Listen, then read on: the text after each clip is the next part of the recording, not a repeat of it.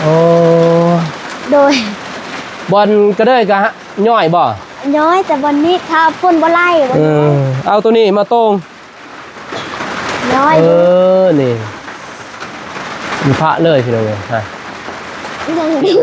ยังดีว่ะโดยบ่ขาดบ่ขาดคือยังนี่พี่น้องเนาะแก้มมานี่แกงใส่ซื่อๆนี่บ่โดย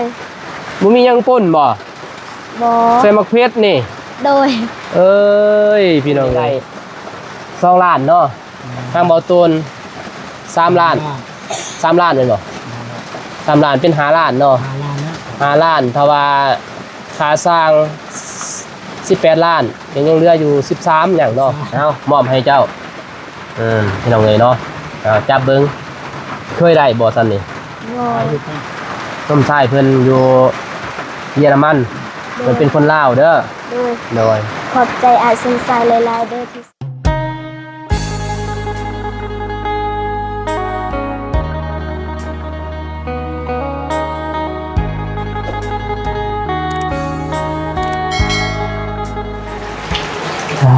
ตัวพี่น้องเลยเปิดภาพมากก็เลยมืดค่ำบาดนี้สิไปหาน้องก็เลยก่อนโดยสบายดีบ่าวตูนเด้อแวะไปหาน้องก็เลยก่อนบ่ทันได้เมื่อพี่น้องเนาะเอารถไปเลยบ่เอาไปเลยจะน่าจะเมื่อทุกคนไปเลยเมื่อเลยยางเอานะจังยางเอาขี่รถมันทางมันมืนพี่น้องเนาะจังให้ FC เห็นเลยทางว่าเป็นจังได๋นะเส้นทางเขาฝนลิ้นเลยพี่น้องเนาะเอาพี่น้องเนาะกราบทักทายสบายดีสวัสดีเด้อพ่อแม่พี่น้องว่าจะเป็น FC ฝั่งลาวฝั่งไทยต่างประเทศยินดีต้อนรับเข้าสู่ซอกบ่าวนงคือเก่าเคลื่อนพ่อแม่พี่น้องเนาะมาพบมาพอกันกับวันที่27มื้อนี้เนาะของวันเสาร์บ่วันเสาร์มื้อนี้พี่น้องเนาะปี2025พี่น้องเนาะเป็นวันเสาร์พอกับตอนค่ำๆแน่พี่น้องเนาะมาก็คือเห็นแหละฝนตกลิ้นเลยพี่น้องเนาะทางลาวใต้บ่ว่าแต่พยันทุกภาคว่าจักฝนตกเนาะพอพายุเขาพี่น้องเนาะพายุเขาลาวใต้นี่แหละไปโอ้ยนั่นทางแม่เพิ่นว่าให้ใส่เกือบนั่นแน่เพิ่นว่าเกือบคนบดบ่มีเด้เฮาเด้ฮะกระโบกบ่กระโบกกันแล้วมันให้ใส่กระโบกก่อนว่ะจับไม้ไม่นะเป็นไม้เปียกจะเฮาบริถือจะออกมาอยู่เลยโอ้ยฝนแห้งนี่อัปเดตเอื้อนออกก็ด้วยว่าย่ามต้นมันฝนตกนี่เลยมันสิย่อยบ่คำพี่น้องเลยเนาะโอ้ย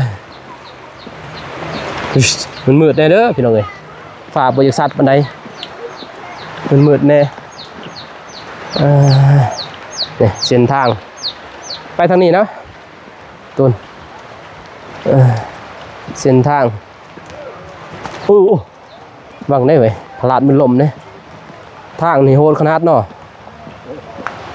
มือนี่ได้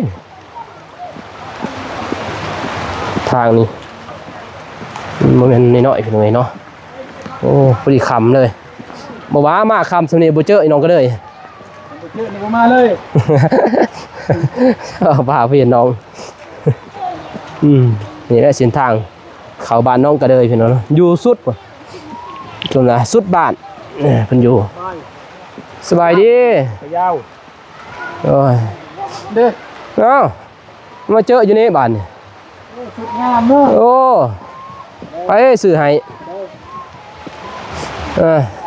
สุดงามแท้บ้านนี่โดยสบายดีไปหุ่นก่อนยันไม่เปียกอยู่นี่ไปซื้ออันก่อนคือเราซิโบเจออีกได้นี่ยินบ่ว่านนี่ไปไซว่านนี่สอนป้าไปสอนป้าไปเด้ซื้อให้อะไรเนาะซื้อให้หน้าตาก็สิหล่ออยู่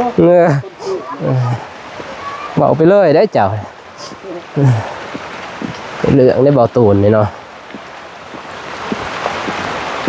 โอ้ย พี่น้องเอ้ยไหนเจ้าบ่อยู่เฮือนอยู่ซ่านเนาะมันดุมันแท้นี่หาอยู่หากินโอ้เปียกหมดบ่จักใหม่นี่เบาต้น ไปเลยบ่ เปียกบ่เปียกหมดบ่ใหม่นี่โธ่เปียกหมดพี่น้องเอ้ยโอ้ เป็นไงบ่ โอ้เป็นได้ เลยบ่ขึ้นเฮือนเลย ขึ้นเฮือนเลยบ่นี่ครบสุดมื้อนี้ ครบบ่ ไม่นุ่มบ่นี้ ไปใส่อยู่นี่แหละ ตรงนี้ไปใส่มื้อนี้สิมาจับเด็กน้อยเด้อมื้อนี้ อย่าเห็นครอบครัวน้องแล้วเหมือนจังมาคำเนาะมาคำมามืด สิจับเด็กน้อยเด้อมื้อนี้เด้อ ก็บาเวนน้องนะ อาบน้ำ เจ้าเป็นได้บ่นคืนบ่คืนนี่เนาะ เพิ่นเอิ้นแล้ว หรือบ่ เพิ่นเอิ้นแล้วนะ โอ้ย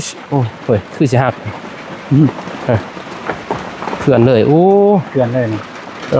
ไผนี่น้อง โดย โอ้น้องชาย โดย สบายดีเนาะสบายดีล่ะ สบายดี โดยโอ้เป็นอยู่บ่นบสบายดีบ่โอ้ยอายก็ อายกัน อายบ่ โดย บ่อายเด้อหมู่สิมาเฮ็ดเฮือนให้ซ่านให้อายบ่ได้เด้อเว้ยอายบ่ได้เฮือนเด้แล้วแต่งตัวงามแต่มื้อนี้คือสาวหยังสาวเกาหลี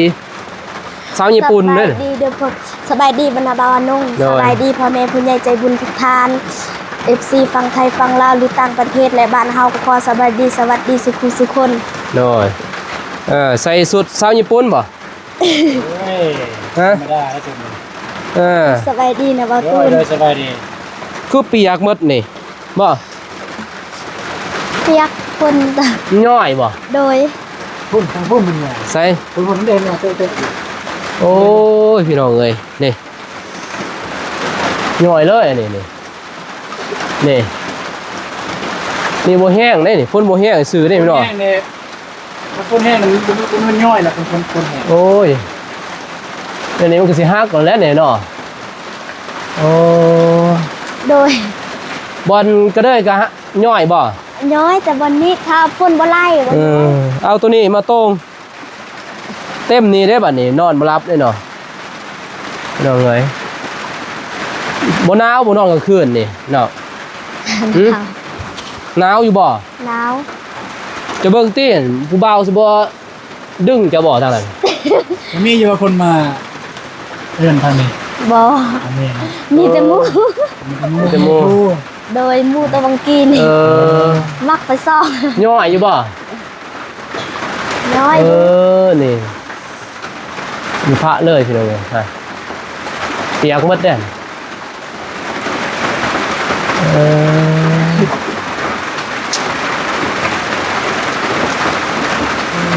กลัวเพื่อนน้องบ้องอยู่เนาะสอดมัดไปเลยอันนี้ก็หมอดได้กินเลยกันว่าคือสังกะสีออกนี่บ่เป็นดอกแมนบ่ตูนบ่เป็นมุ่งเลยนะนี่แต่ทีมเลยหรอ เรื่องอันนี้กันมากันหนึ่งมากันสองมากันสองมากันสามหมดเลย เมืองที่เพกังนี่เลย โอ้มุ่งแน่ยังดีบ่ดึงออกมาเบิ่ง ยังดี ยังดีว่ะ โดย บ่ขาดบ่ บ่คาดเพิ่น โอ้คือบ่ได้ซักเลยเว้ยมันดำแท้ สักแต่ถ้าใส่กระดำอีก โอ้พาดขึ้นก็ดำอีก โดย พาดขึ้นก็ดำคือเก่า ซักคนไฟมันจะแต่งอย่างนี้ มันก็มาทางนี้เนาะควันเนาะ เข้ามาตรงนี้ ควันเข้ามานี่คือเก่าเหมือน นั่ง นั่งแม่ยับไปนั่งน้ำเบื่อยได้แล้วพี่น้องเอ้ยจักปีน่ะ 10 ปี 10 ปี โดย ซื้อจังได๋ เบย ซื้อเมย เบย เบ้ย ยังเว้ยให้บ่ฮะ นั่งดี ให้เฮ็ดยังเว้ยฮะ ให้บอล เออ ๆเพิ่น ฮะ เพิ่นยาน เพื่อน โดย อย่ายานนะบ่าวติเว้ย ให้จับเนื้อเลยได้กันให้เด้อ โอ้ยพี่น้องเอ้ยเรียนห้องใดป ปสาม .3 โดย โอ้บ่ให้เด้อบ่ให้เด้อเว้ย บ่ให้เด้อบ่ให้เด้อ บ่ให้ บ่ให้เด้อบ่ให้เด้อเออ น้ำเมายอกเด้อมันเราบ่ได้มาจับเด้อ บ่ให้เด้อเว้ย เราสิมาซอยเรือ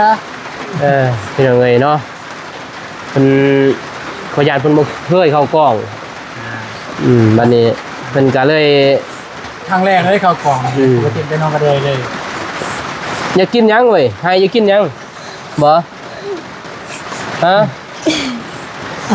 บ่ให้กินหยังเว้ย บ่ให้ กินแล้วเข้าบ่ กินแล้ว แต่ยังกิน กินมักอึ กินมังอึ โดย ใส่ กินแล้ว ฮะ กินแล้ว ใส่มังอึเมื่อกี้หมดแล้ว โดย เออ ทันดิ นี่ โดย กินแล้วบ่คือยังเต็มอยู่ กินแล้วแต่มีน้องบ่ทันกิน คือยังนี่พี่น้อยเนาะแกงมังอึนี่เออแกงใส่ซื่อๆนี่บ่ โดย บ่มีหยังป่นบ่ บ่ ใส่มะเขือนี่ โดย เอ้ยพี่น้องเอ้ยใส่มะเขือซื่อๆได้นี่บ่มีหยังป่นหยังเลยได้อืมได้อยู่บ่ไปหากินบ้านนี่ ได้อยู่จะได้บ่หลาย ได้อยู่ โดยได้ปันกันคนละสำนี้ พี่น้องเอ้ยเนาะผ้าห่มเด้ใส่ผ้าห่มเอ้ยผ้าห่มก็ได้ใส่เสื้อปูเด้ตัวนั้น โดย บ่เจ็บบ่นอน บ่ เป็นยังบ่เจ็บ เคย เคยนอนแล้ว โดยมีลูกเลย เปิดกระไฮดีรอยพี่น้อง วาย เบาตัวเนี่ยยอกนอกน้องบ่ยอกให้ดีรอเลยพี่น้องเลยเนาะ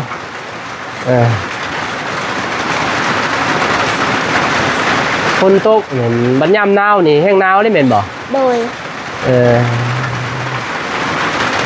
พี่น้องเลยเนาะบัดแม่ได้ไปไสแม่ แม่น้อง แล้วนอน โดย แล้วเป็นหยังบ่สบายบ่ โดยเป็นวัดกันเนาะกันยังเป็นวัด เป็นหวัด โดย เป็นไข้หวัด โดย ที่อยู่กินยาแล้ว น้องบ่กล้ากินยา ฮะ น้องบ่กินยา บ่กินยา โดย เป็นหยัง น้องบ่กล้ากิน เอ้าเป็นไข้เป็นนาวบ่เคยกินบ่ยา บ่ อืมโอ้ย สิตายงี้ก็บ่กินพอสมุกเลย กินเด้อยาเด้อสำคัญแหละ อย่าเฮ็ดคือน้องบ้องไหนเนาะยังเนาะบ้านนี่เนาะน้องบ้องก็คือกัน มันตื่นบ่ได้นะ เอาก็กินเอาน้ำ ย้ำเนาะบอกว่าทุบๆเอาเนาะสิบวง มุนแล้วก็ใส่น้ำแล้วก็บาดเดียวเลย คือแบบน้องแค่ยาบ่อยากกินคม เอาบัดไข่ได้จะได้ บ่กิน อดนั่นแหละ แต่ยาติดหัว อย่ามาติดหัว โดย มันเศร้าอยู่บ่ เช้า เออ แล้วเราบ่เคยกิน อยากกินเด้อ โดย อยากกินไหน บ่กินบ่ได้ได้เว้ยเนาะ เรา แต่ว่าก็ดีแนวนึงแม่นบ่มันบ่มีถาดยาแม่นบ่แต่ว่ามันบ่เศร้าเฮาแหละพี่น้องเอ้ยเนาะแถมพากะตี้พี่น้องมีต้นนอกอยู่พี่น้องเอ้ยเนาะไฟฟ้านี่ก็เอาไฟเข้าแม่นบ่ โดย บ่าวน้องไปสอบถามทางพ่อบ้านเพิ่นมื้อนึงพี่น้องเอ้ยเนาะเรื่องครอบครัวน้องก็เด้ยก็คือในบ้านเพิ่นว่าแหละพี่น้องเอ้ยเป็นครอบครัวที่ทุกข์ยากอยู่ในบ้านอาหั่งนี่ทุกข์กว่าน้องบ้องอีกเพิ่นเว้าแม่นบ่บ่ตูน โดย ทุกข์กว่าน้องบ้องยังมีดินสวนเนาะดินสวนบ่หลายแต่ยังมีแม่นบ่อันนี้น้องนี่มีอยู่แต่ว่าดินมันเจือนน่ะมันบ่เป็นปลูกอีหยังหั่นนะแล้วก็ดินเฮือนนี่ก็เป็นดินป่าดินอ้ายพอแม่นเอื้อยพอ โดย เอาให้บ่แม่นเอาให้ซื้อได้พี่น้องนี่ซื้ออย่างนั้นบ่ เด้น้องก็บ่ฮู้คือกันแต่ถาม ซื้อ พอแล้วพอมาซื้อจะซื้อ แม่นบ่ แพงโดย ทานแล้วก็ซื้อแต่บ่แพง แบ เพิ่น บ ว่า ช่วยเหลือกัน ต่างว่าช่วยกันหั่นนะเพิ่นว่าก็ซื้อพี่น้อยเนาะเพิ่นก็ว่าสิให้ซื้อบ่แม่นบ่ โดย เพิ่นก็ขายให้แต่ว่าบ่แพงพี่น้อยเนาะพี่น้องนั่นแหละเออคือไม้ต่อของหน้านี่ก็น้องซื้อเองพี่น้องเอ้ยเนาะคือนั่นนี่แหละนี่พี่น้องเอ้ยเนาะน้องก็เลยก็คือยามพ่นนี่ก็นั่นนี่แหละมันยามมันย่อยก็มีบ่ถึงย่อยบ่นี่ดิ น้อย อันนี้ก็ย่อยแม่นบ่เปียกหมดเนาะถ้ามันย่อยนี่ก็รับนอนก็ยากกว่ากันพระคนแห้งนี่พระเข่าบ่น พระ เข้าวันนี้เลยบ่ โดยพาลมพัด เฮ็ดจังได๋บัดนี้ ทันยาประมาณนี้ ย้ายไปนั่นอีก โดย เอาพระเบิ่งทางหัวจะดิเอาพระเบิ่งนั่นดิสมมุติพระเบิ่งนั่นย้ายไปทางใดอีก บ่ได้ย้ายกะ นั่ง นั่ง นั่งเอา โดย บ่ได้นอนมันมื้อมันคืนนั่นแหละเนาะมันฝนแห้งแม่นบ่ โดย กินอีหลีแล้วบ่เข้ามันบ่ น้องกินแล้ว คือว่าพวกอายมาบ่กินข้าวเนาะคือว่าตรวจท้องตัวเองบ่ได้เลย พูดว่าบ่ได้ว่าจังซี่ได้มามื้อนี้กันบ่เห็นน้องสิมาเลยบัดนี้เครียดดุโพด พี่น้องเอ้ยเนาะเอาจับให้แน่ พอแล้วเว้ยให้ยังมาเว้ย เศร้า พอแล้วย่านเบาตูนพี่น้องเอ้ยเนาะปกติเพิ่นเด็กหน่อยบ่เคยเห็นเขาสอบหนึ่งพี่น้องเอ้ยเนาะที่ทางเบาตูนเพิ่นเป็นสะพานบุญให้พี่น้องเอ้ยเนาะเพิ่นซื้อทางเอื้อยพรบ่ ด้วยนั่นแหละ เพิ่นเอื้อยพรเพิ่นซื้อให้พี่น้องเอ้ยเนาะเขาสอบหนึ่งสอบหนึ่งจักเดือน กับบ่ฮอดเดือน บ่ฮอดเดือนบ่ บ่ ก็ฮอดเดือนเลยเนาะประมาณซาไปวันเนาะ โดย คำทรายเลยได้เอ้ยคำทรายสิให้บ่ให้ติพี่น้องเอ้ยเนาะสะอื่นเลยเรียนจบสิเป็นหยังบ่ บ่ส่งได้คำตอบดอกไอ้น้อง ฮะ บ่ส่งสิได้คำตอบ ได้อยู่ดอกบ่เรียนจบสิเป็นหยังฮะเป็นทหารหรือตำรวจบ่จะมักนะทหารบ่ตำรวจบ่ตำรวจโอ้ตำรวจบ่เนี่ย เป็นตำรวจเรื่องของการศาสตร์เด้ เป็นยังไงจักคนเนาะ 2 แต่ผู้หนึงไปไสบ่นั่น ผู้หนึ่งบ่ฮู้คือกัน หมอนี่ผู้วิทย์เจ้าแล้วนี่ บ่แม่นนี่ลูกหลา ลูกลาบ่นี่ โดย โอ้10 ปีลูกลา โดย หมอนั่นสิใหญ่กว่านิดนึง โดย เออ น้องผู้ที่สองก็สิทันค่อย ท่านเจ้าแล้ว โดย ก็ผู้เป็นกระเทยบ่จัก บ่ เอาเห็นเรื่อยๆเนาะ มักมาเลยเด้ นี่ จังซั่นแล้วทั้งอ้ายก็มามื้อนี้ก็มาแจ้งข่าวดีเด้อ โดย แจ้งข่าวดีแต่ว่าเป็นเรื่องซ่านพี่น้องเอ้ยเนาะที่ทีมงานทางเบาโนงกับเบาตูนอยากสร้างเรือนให้น้องแหละแต่ว่ามันสิเป็นจริงหรือบ่ทางเบาโนงกับเบาตูนก็ยังบ่ฮู้เลยเนาะยังมืดๆเท่าๆอยู่ตอนนี้ยังถากทางอยู่เกินว่าถ้าเป็นก็เป็นป่าพี่น้องเอ้ยเนาะยังแกะง่ายยังคอยแกะก็ง่ายอยู่หั่นพี่น้องเอ้ยเนาะเรื่องครอบครัวน้องก็เด้ยนี่แหละจักสิว่าจังใดพี่น้องเนาะแต่ว่ามีทางอ้ายชายเพิ่นอยู่พุ่นแหละอยู่ประเทศเยอรมันนั่นแหละพี่น้องเอ้ยเนาะเพิ่นก็ให้ทางบ่าวน้องเป็นสะพานบุญให้เพิ่นว่าเป็นเงินสมทบเพิ่นว่า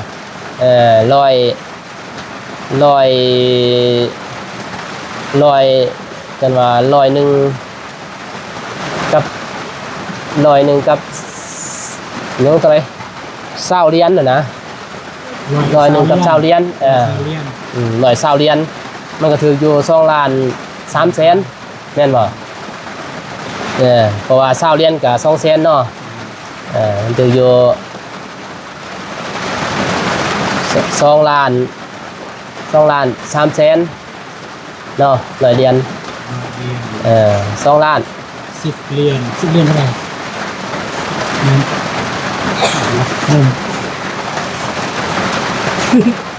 10เดือนบ่30เดือน10เดือนก็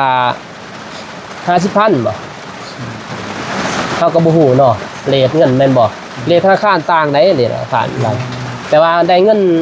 2ล้าน3แสนน่ะนะ เป็นให้ เออโดยเพิ่นให้สำนันเด้2ล้าน3แสนแต่ว่าเพิ่นให้ทางเบานุ่งหันค่าน้ำมันรถเพิ่นว่า3แสนเพิ่นว่าป้ายซื้อนั่นแหละก็เลยว่ายังเงินหัน2ล้านเด้อ โดย 2ล้านแต่ว่าเงินจำนวนนี้ก็สิบ่ได้มอบให้แม่นบ่ทางอ้ายสิเก็บไว้เด้อเป็นเงินสมทบในการเสียเฮือนนั่นแหละคือค่าเฮือนเสียเฮือนค่าสร้างก็เพิ่นว่า18ล้านแต่เบานุ่งก็อยากขอเพิ่นเนาะประมาณ10 67นี่เนาะอยากมันก็บ่ใหญ่หั่นนะสำเพื่อนน้องเดิมเนาะแต่ว่าจะขอประมาณ16 17นี่พี่น้องเอ้ยเนาะจักสิว่าจังได๋นั่นแหละจะขอน้ำไม้แดงเพิ่นถ้าบ่ได้ก็ลองไปหาทางใหม่เบิ่งเนาะมันก็ลายบอลแน่แม่นบ่เฮาก็หาประสบการณ์ลายสร้างแน่นะเฮาอยากรู้ว่าสร้างนี่เฮ็ดได้บ่เฮ็ดสร้างนี่ได้บ่นะมันสิจำจี้กันลายก็บ่แม่นว่าบ่เชื่อไอ้แดงไดเฮาก็เชื่ออยู่แล้วแต่ว่ามันงบมันบ่พออันเด้ตอนนี้ยังหาเงินค่าสร้างเงินบ่ โดย ได้แล้วทางเบานุ่งนี่ได้2ล้านเนาะทางเบาตูน3ล้าน3ล้านแม่นบ่3ล้านเป็น5ล้านเนาะ5ล้านถ้าว่าค่าสร้าง18ล้านยังเหลืออยู่13หยังเนาะยัง13ล้านเลยยังหลายเลยยินบ่ โดย 3-4ได้มันได้ค่าสร้างแล้วจังว่ากันใหม่เด้อ โดย ให้เลยเด้อบ่นี่ ไปนอนน้ำแม่ไปโอ้ไปไปอะไรมันได้กล่องอยู่เลยเนาะมันให้เลยเนาะที่ต้นนอกเพิ่นนะให้เป็นนอนน้ำแม่ซะเป็นเงินบาทก็ถึกอยู่เท่าไหร่5ล้านก็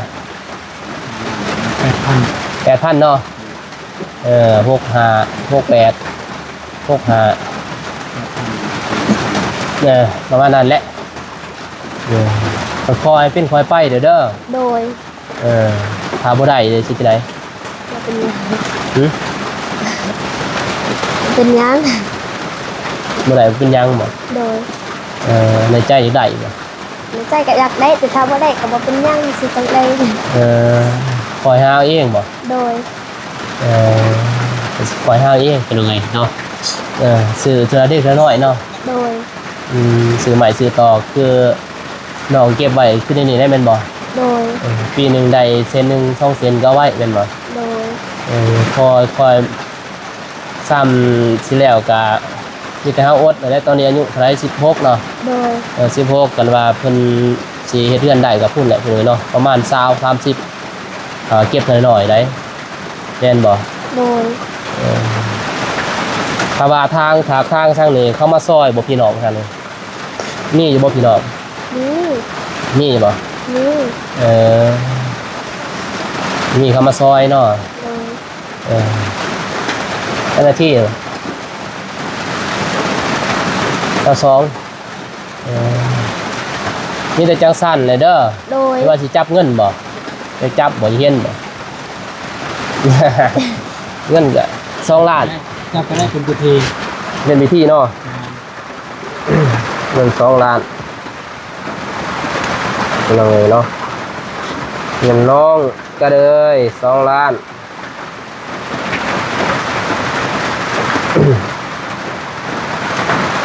เลย2ล้านกีบพี่น้องเอ้ยเนาะจะเป็นพิธีก่อนเด้อ โดย มอบให้น้องก็เลยพี่เนาะแต่ว่ามอบให้แล้วบ่น้องก็สิเอาคืนแหละเจ็บคอเลยขอโทษขออภัยหลายเป็นหวัดแต่ว่ามันหน้าที่เฮาเนาะเฮาต้องได้มาเอามอบให้เจ้าพี่น้องเอ้ยเนาะจับเบิ่งเคยได้บ่ซั่นนี่ บ่ อายุกันอายุกัน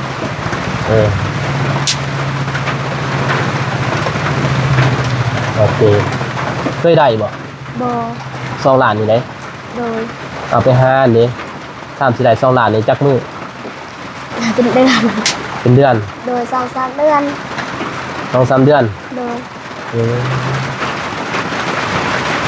ดย เลยเนาะ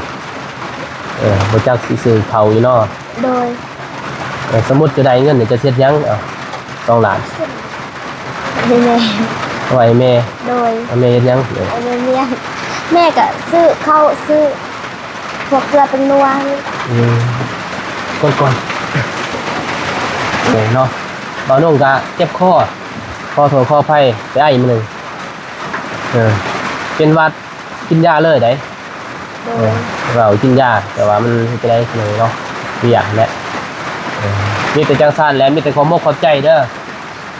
ทางอ้ายเพิ่น โดย ถ่ายส้มไส้อยู่เยอรมันเด้อ โดย ที่เอาเงินนี้ให้ทางน้องเพิ่นว่าให้ทางเบาลงเขาเป็นสะพานบุญแหละที่เอาเงินนี้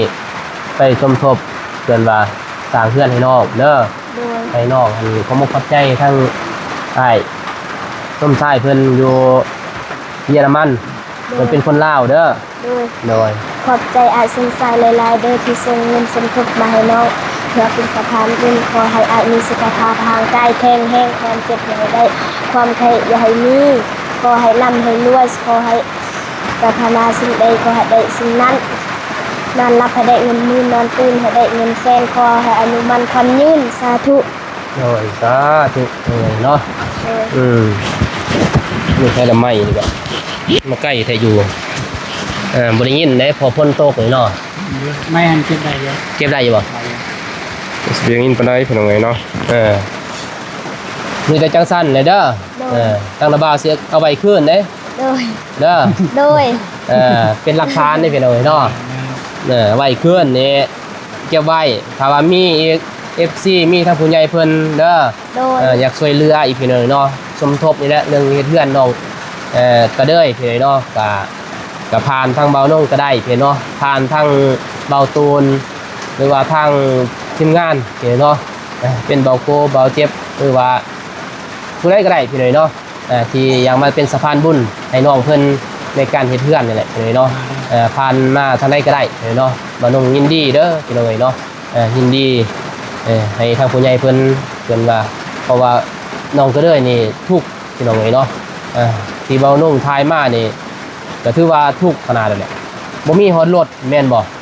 โดย รถสิขี่บ่มีเด้พี่น้องเนาะเกือบสิขี่นี่ยังหายากน้องบ่ได้ใช้เกือบพี่น้องทุกข์อะไรคือเฮือนนี่แหละ ตัวมาซื้อให้ นี่เสื้อนี่ก็ทางเบาตูนเพิ่นซื้อทางเอื้อยพรบ่ โดนนั่นแหละ เอื้อยพรเพิ่นซื้อให้พี่น้องเนาะ ตัวนี้ของแม่ตัวนี้ของ